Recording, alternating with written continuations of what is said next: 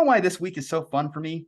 Because I get to say hook 'em because a University of Texas alumni, Sam Ehlinger, is going to be starting rest of the season for the Indianapolis Colts. Kyle and I talked about it in another video, but we're here to talk about it from the fantasy football standpoint. What does this do for the Colts offense? A Colts offense that was bottom 5 this season with Matt Ryan under center. You'd think couldn't get any worse, right? Again, fantasy-wise, what does this do? People are asking this of Michael Pittman.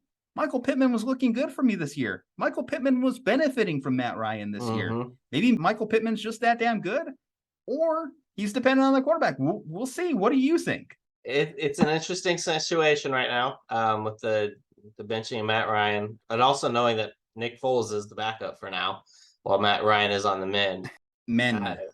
Yeah, it's interesting. Ehlinger had some good moments in preseason games, but of course, at no point did anybody think, he's breathing down the neck of Matt Ryan. He might take over the starting job. Nobody was looking at him like that. It was a quick ascension because he was literally named the quarterback 2 last week. It was big breaking news on Longhorns Twitter that he got the elevated QB2 job over Nick Foles last week. And then all of a sudden, oh, wait, he's QB1 now. He will not be denied. Will not be denied. Okay, you mentioned the preseason efforts. And here's what I would say. Matt Ryan is a statue. Matt Ryan cannot move. Matt Ryan has cinder blocks attached to his ankles. Sam Ehlinger, complete opposite. If you look at play style, what does Sam Ehlinger do? He scrambles. He makes plays happen out of nothing. I'm not saying he's Lamar Jackson or anything when I say that. Far short of that in terms of ability. However, Sam Ehlinger is able to get outside the pocket and make stuff happen with his legs. And we look at what helps fantasy quarterbacks, especially in this modern era of fantasy football. It's usually the guys that can move a little. Usually the guys get out of a little bit of legs. I just don't know, is he in that Jalen Hurts category? Is he more of a Kyler type? Is he more of a Russ type where it's like, okay, they can use their legs, but it's not their best attribute? I'm sure if you're Frank Reich in the Colts, you don't really want him doing that excessively because, like you said, they're one knee sprain or shoulder injury away from Nick Foles being the starting quarterback for the Indianapolis Colts. The reason they made this move is for Sam Ehlinger to have an extended look, a look that's not diminished by injury as the Colts starting quarterback, because they want to see if they have anything there. So I feel as though they're going to reduce any designed runs for Sam. And if he does happen to benefit from his legs, it's going to be like 3 or 4 scrambles a game, which maybe pick up like 10 to 20 yards. Not going to really shift the balance of fantasy. In terms of a guy like Pittman, if Sam Ehlinger's smart, which I do think he's a smart guy, obviously he went to the University of Texas, clearly a smart guy. I think that Sam Ehlinger will target a guy like Pittman regardless, because it's hard to miss him on the field. He's one of the biggest guys on the field. The only one bigger than him is Mo Alley Cox. Maybe he targets Mo Alley Cox more. We see young quarterbacks focus on their tight ends. Maybe we see a little bit of a boost to the tight ends. But Michael Pittman Jr. is still going to get his 8 to 10 targets a game. Yeah, I think that he's so ingrained in the offense. The biggest shift in the Colts offense, though, and what does this mean? I'm doing the Brian Windhorst meme here. What does this mean?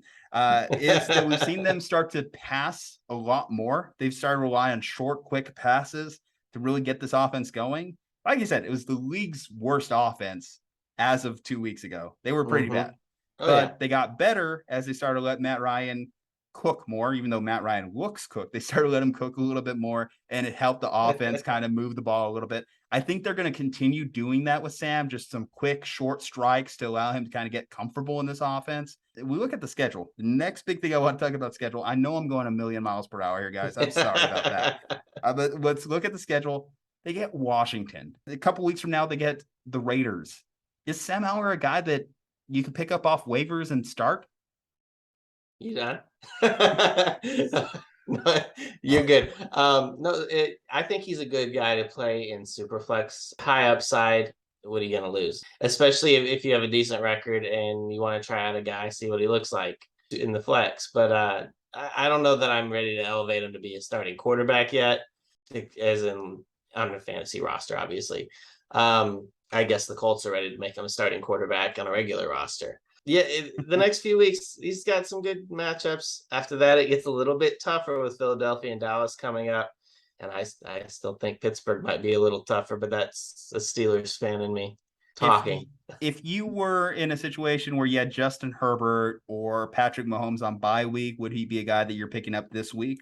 I'd still be looking. I mean, hopefully, if you had the chance to, you grab Daniel Jones to get in there this week, or Andy somebody like Dalton. that.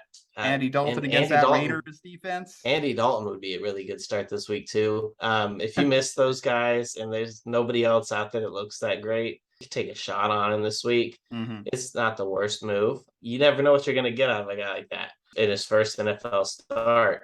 I think that Pittman maybe gets a little bit of a downgrade, but I don't think it's as much as some people might think it'll be. Tight end, I don't know that there will be any kind of a bump there. The biggest reason simply because they're playing Mo Alley Cox and Jelani Woods.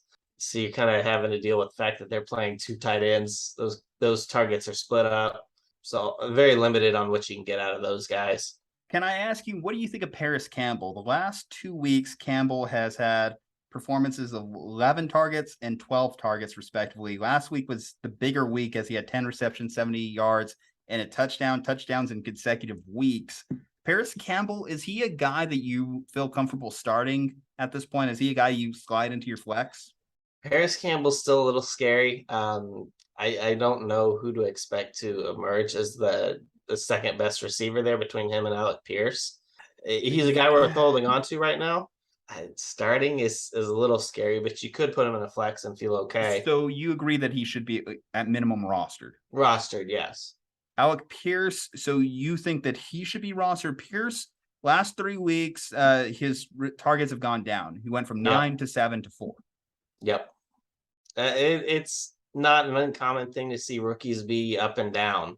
So, I mean, he could be right back up at 9 next week. Can we play devil's advocate here too? Yeah, of Alec course. Pierce, rookie. Sam Ehlinger, not a rookie, but obviously as the backup quarterback had a lot more opportunity to work with rookies like Pierce. And we talked about the preseason where Ehlinger was really striding. We've seen this play out over time. Can Pierce be the buy low breakout candidate, given that he's probably worked with Ehlinger more than any of these other wide receivers who were on the starting unit with Matt Ryan?